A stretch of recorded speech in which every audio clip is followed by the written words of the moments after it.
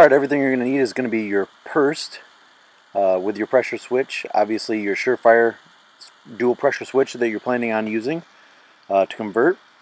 I use a cheapo wire cutter, a knife, some pliers, and these little cool they got solder built into them, but they're like shrink wraps for almost soldering and meeting wires, and a heat gun.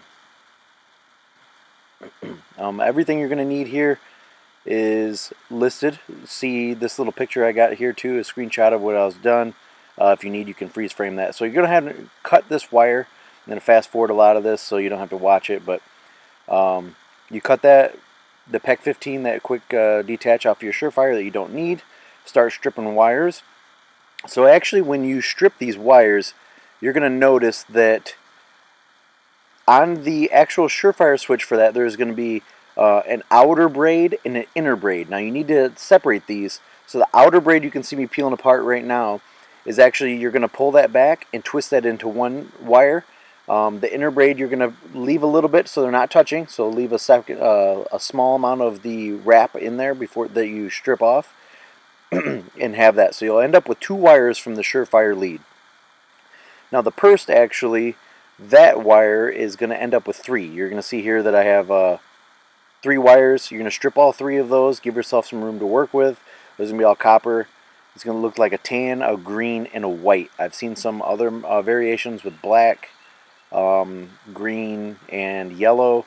For the older models, this is a newer PERST. So, alright, so you're going to see here the green and the tan are going to be together, and that's going to be touching the outer layer of the surefire.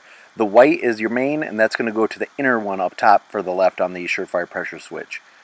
So I just went ahead and put those together. Alright, so let me get out this stuff and no.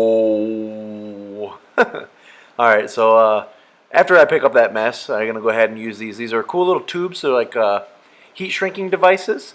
And when you put the heat on them, there's actually a small little ring of solder in the middle that after a short time will melt and help essentially solder your wires together. So I got these on Amazon. It was like 15 bucks for that small little case you see on the top of the screen.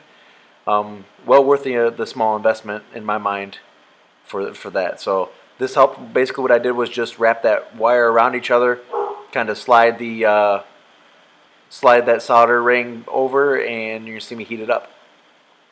So like I said, I pull it over the side first, then meet them together, then pull it back over. That way it's around the tube. Otherwise you won't be able to get the tube on. So you're going to see I got one together and start heating it up.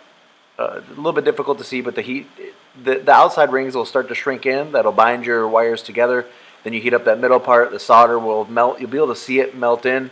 Kind of soaks into all the other the wiring you got, and then you're good to go on that. So once you have one done, just kind of do one at a time, the way I took it. And put the other ones together. This one is the 2 colors into the one outside ring of the surefire switch. So you put those together, it'll all meld together. And when you're done with that, you'll get what looks like a pretty clean finished product.